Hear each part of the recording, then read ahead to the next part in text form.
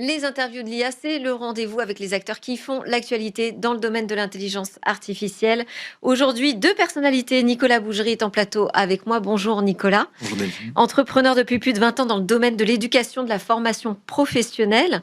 On va se poser ensemble cette question. Et si la manière dont nous concevons aujourd'hui nos IA pédagogiques, changeait la manière dont nous apprendrons demain?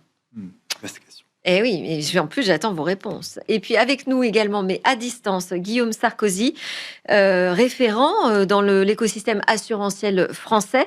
Avec vous, on posera la question plutôt de l'IA comme une révolution nécessaire pour ce monde de l'assurance et on verra pourquoi. Alors, on va commencer déjà en plateau, Nicolas, ensemble. Donc, vous êtes le CEO fondateur de TeachUp, qui est une plateforme qui permet aux entreprises de créer des formations sur mesure qui vont en plus s'adapter en temps réel au niveau de chaque apprenant. Tout ça grâce à l'intelligence artificielle, ça va sans dire. Mais alors, ça marche comment, très concrètement? Alors, TeachUp, c'est une technologie, une plateforme qu'on met à disposition des entreprises. Il y a deux propositions de valeur. La première, c'est quand une entreprise identifie qu'un savoir-faire est clé pour sa réussite sur un projet où une compétence est déterminante, elle va pouvoir, par ses experts ou par ses documents, mettre ça dans la plateforme. Et la plateforme est capable de créer, avec des assistants IA, des objets pédagogiques extrêmement variés. Oui, mais là où je vous dis comment ça marche, c'est-à-dire que moi, si j'arrive avec une idée juste, tiens, j'aimerais bien former mes collaborateurs à l'IA. Alors, à l'IA, là en général, les je vais avoir des entreprises petits des agents qui vont Exactement, c'est des experts que vous avez dans votre organisation qui ont un savoir-faire. Nous, on va les capter avec la plateforme.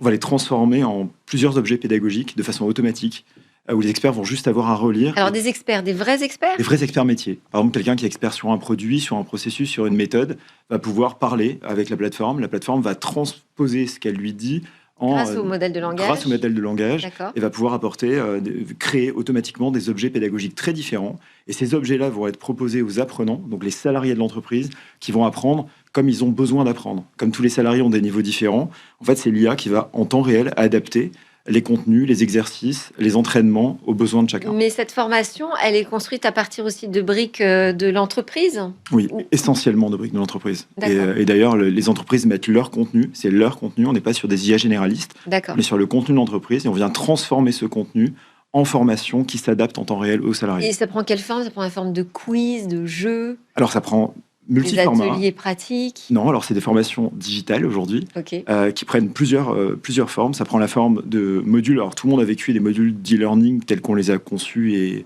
opérés pendant des années. Oui. Et au lieu d'avoir un tunnel d'apprentissage où tout le monde fait la même chose dans le même ordre, dans le même sens, par exemple, un des formats, c'est d'avoir un objet qui s'adapte en temps réel. C'est-à-dire que quand je fais un exercice, un entraînement, etc., en fait, en temps réel, la plateforme va voir si je suis expert, pas expert, va adapter le niveau de difficulté du jeu, va me faire un feedback qui est personnalisé, va être capable de créer des entraînements avec ma voix pour me faire pratiquer, utiliser la connaissance dans des situations pratiques, va me mettre à disposition des agents pédagogiques qui vont s'adapter à moi, va me faire des fiches mémo qui sont des fiches adaptées à ce que j'ai besoin de mémoriser en matière d'ancrage mémoriel. La différence, c'est que dans la plateforme, on a mis plein de bonnes pratiques de sciences cognitives que les gens ne connaissent pas, que les experts n'ont pas forcément toujours, pour venir élever en fait les collaborateurs dans leurs apprentissages.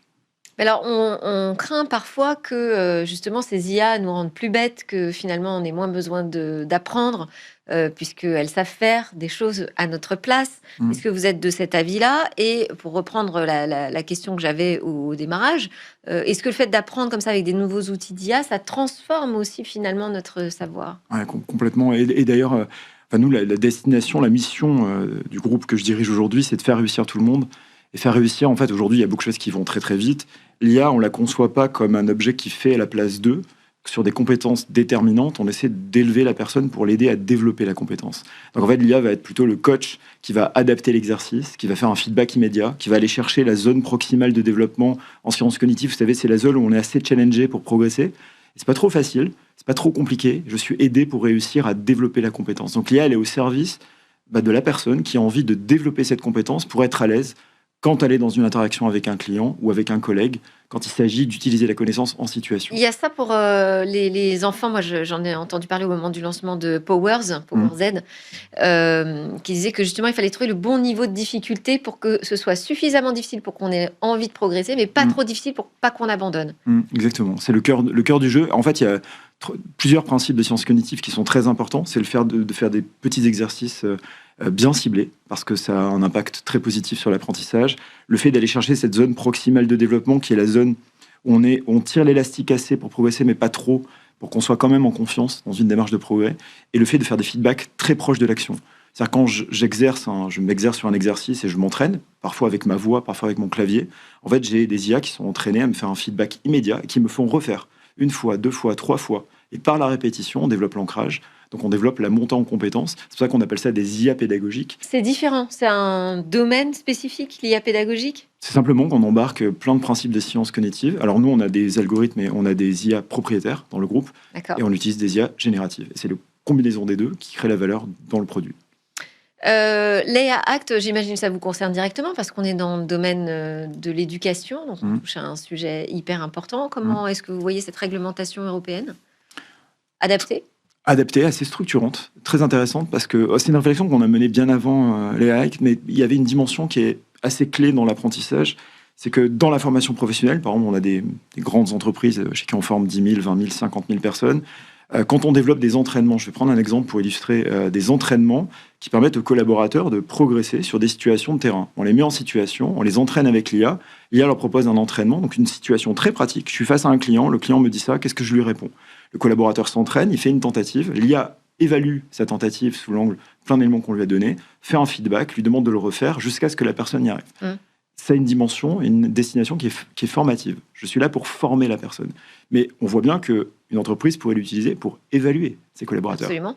Et donc se servir de la donnée, qui est la donnée générée par l'IA, pour faire remonter les collaborateurs qui arrivent, qui n'y arrivent pas. À partir du moment où on fait évaluer les collaborateurs par une IA, ça pose d'autres questions éthiques qui sont: est-ce que j'ai le droit ou pas de faire évaluer mes collaborateurs par une IA? Quelles sont les conséquences de cette évaluation?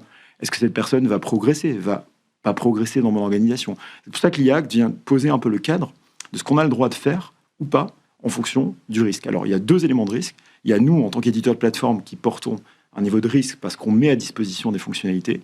Et il y a celui qui l'utilise, qui porte une responsabilité d'usage. Et l'IA Act vient un peu accompagner et cadrer la façon dont on interagit avec nos clients. On a beaucoup de grands groupes. Je trouve que c'est très structurant. Ça nous met dans des schémas de réflexion qui sont hyper sains pour savoir ce qu'on veut en faire et ce qu'on veut pas en faire. Guillaume Sarkozy, vous êtes sur la même ligne sur le texte de l'EA Act, et éventuellement, est-ce que vous avez une question ou une réaction sur la présentation que vient de nous faire Nicolas sur la transformation finalement de l'éducation et de la formation sur tout notre cycle professionnel? Oui, moi je trouve extrêmement important qu'il y ait des règles de gouvernance et des règles de bonne conduite dans cette question de l'IA. La question que j'avais pour Nicolas, et il l'a un peu abordé, c'est la question de l'évaluation, la question de l'acquisition des compétences. Ça me semble majeur d'être sûr que le collaborateur en question a bien acquis les compétences qu'on cherche à lui transmettre par ce système qui je trouve formidable. C'est déterminant parce que l'IA est quand même basée sur une capacité qu'on a à évaluer une compétence.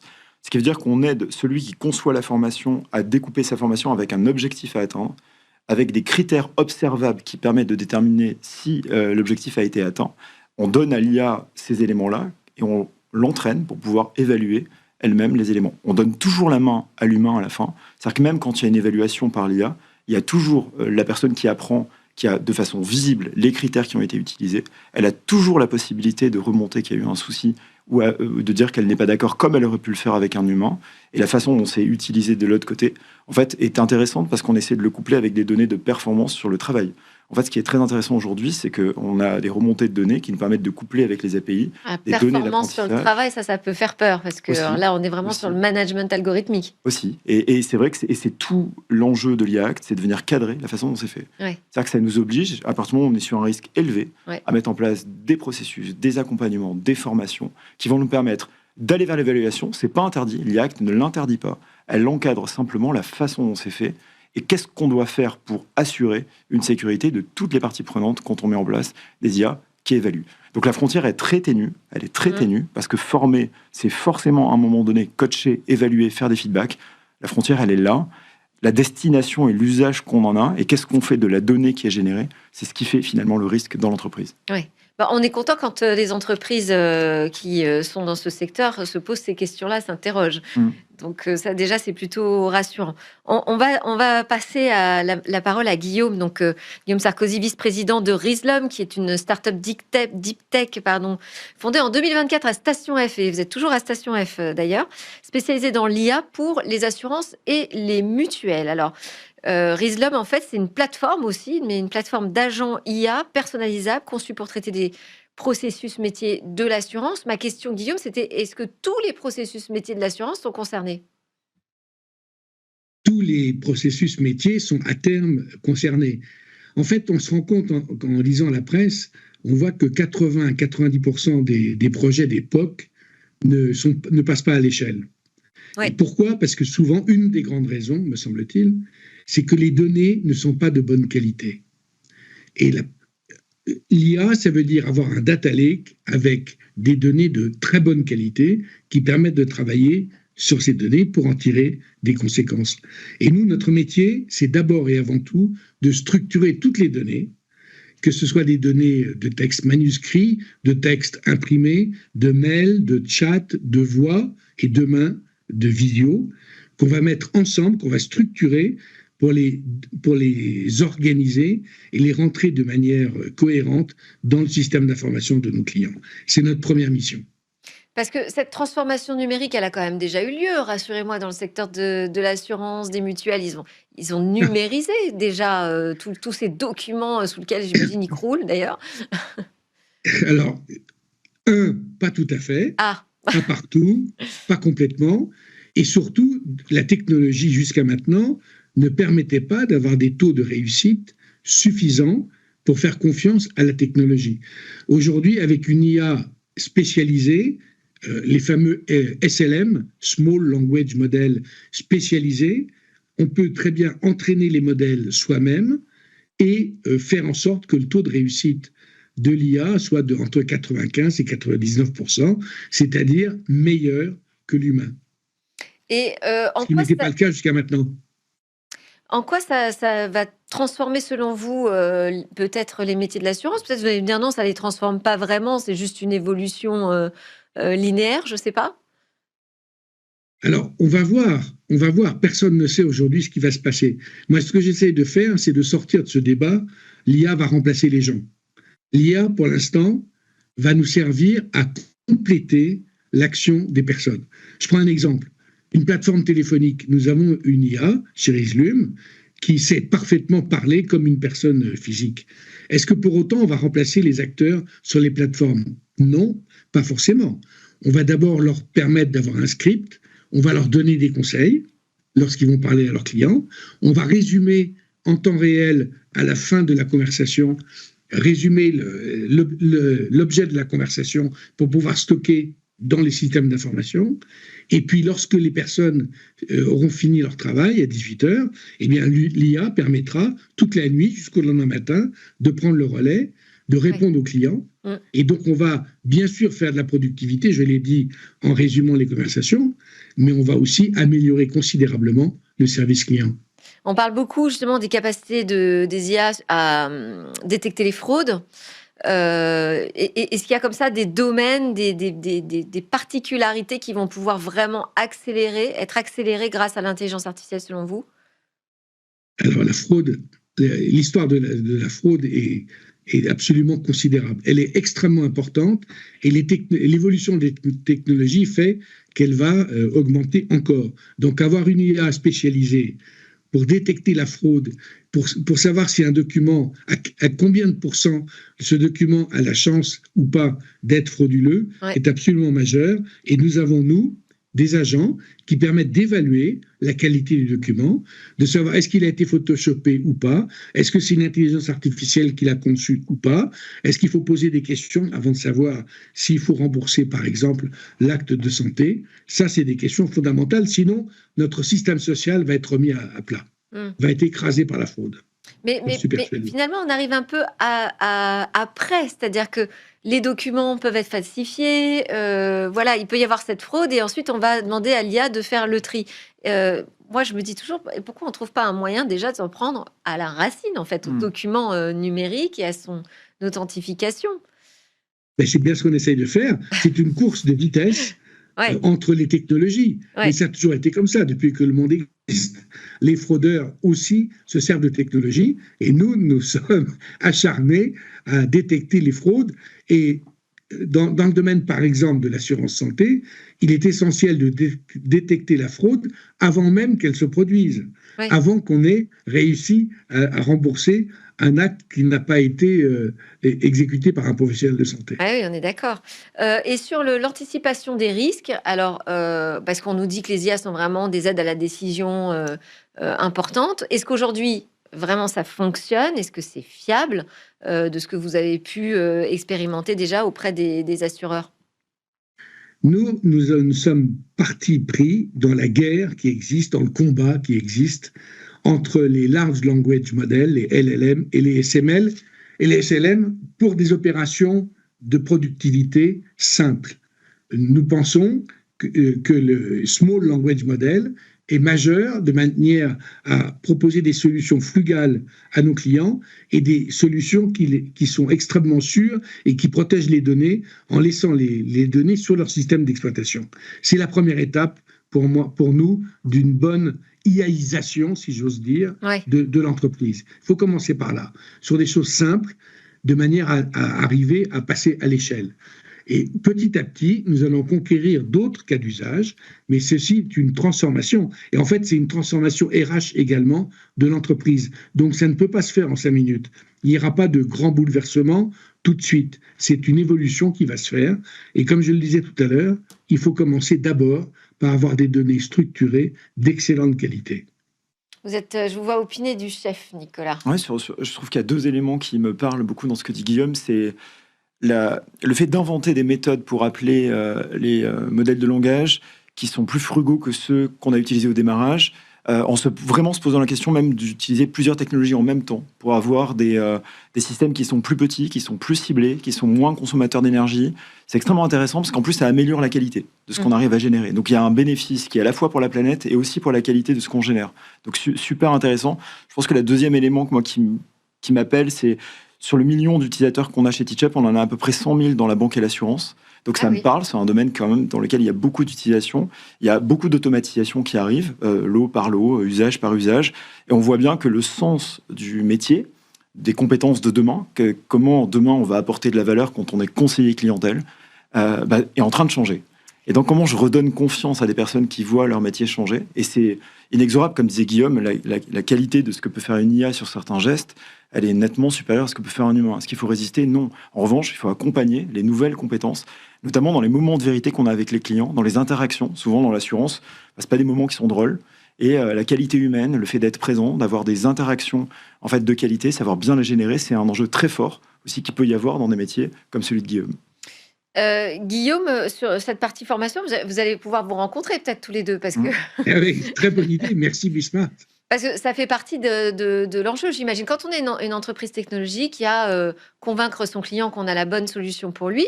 Mais après, il faut aussi que le client lui-même, au sein de ses équipes, réussisse à faire cette acculturation en interne. Et ça, vous les accompagnez aussi sur cette partie-là? C'est pour ça que nous disons, nous sommes des spécialistes de l'IA et de l'assurance. Et nous essayons d'attaquer les entreprises, de proposer aux entreprises par secteur d'activité, pour leur montrer qu'on connaît leur métier, qu'on connaît leurs problématiques et que nous avons des solutions concrètes à leur apporter. Et tout en discutant avec les opérateurs. Parce que ce n'est pas en faisant du top-down qu'on va y arriver. Le top-down va permettre de donner les règles de gouvernance, de donner les règles d'éthique.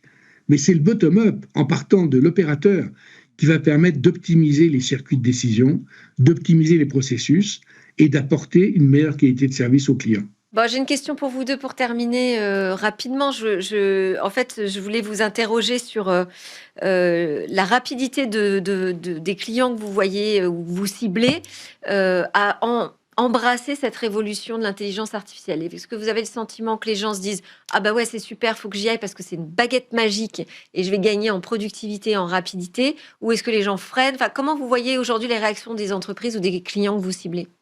une très forte La baguette évolution. magique, c'est pas forcément positif. Hein. Oui, et puis les 2 dernières années, on voit une évolution. Enfin, moi, je me dis que ça fait maintenant 5 ans qu'on est dans l'IA. On avait une IA prédictive, et du coup, dès le départ, on a pris plutôt des early adopters, des personnes qui étaient plutôt des explorateurs. Maintenant, on commence à avoir d'autres typologies de personnes avec qui on converse, et une plus grande maturité dans le fait d'accompagner des POC, de mettre en place des pilotes, et donc une meilleure méthodologie. On a aussi de nouvelles parties prenantes dans les entreprises. Maintenant, on a le département IA qui existe, qui n'existait pas. Et il ils y a 2 n'attendent ans. pas de miracle de l'IA, non, quand Non, même. mais ils ont une bonne connaissance déjà. Ok. Ils ont une meilleure connaissance de ce que c'est et ce que c'est pas. Et on voit bien la valeur qu'on est capable de créer et qu'on n'est pas capable de créer à ce stade. On trouve ça s'inscrit dans un processus plus long. Moi, je trouve qu'il y a des visions, on commence à parler de vision 2030 avec des étapes, là où jusqu'à présent, on avait la volonté de créer la valeur tout de suite. Ouais. Donc ce changement-là est hyper important. Guillaume, très rapidement, on a 15 secondes. Moi, je suis tout à fait d'accord. C'est maintenant le moment où ça va démarrer. Ah, bah, Vraiment. Et c'est long parce qu'il y a des enjeux RH et de transformation, mais ça démarre. Ça y est, tout le monde est au courant qu'il faut y aller. Pas de baguette magique, un travail de fond. Merci beaucoup, Guillaume Sarkozy, d'avoir été connecté avec nous. Je rappelle que vous êtes le vice-président de Rislum, ou Rislum d'ailleurs, comme je vous ai entendu le prononcer, et Nicolas Bougerie, cofondateur et CEO de TeachUp. Merci à vous. Nous, on enchaîne avec des questions autour des données personnelles.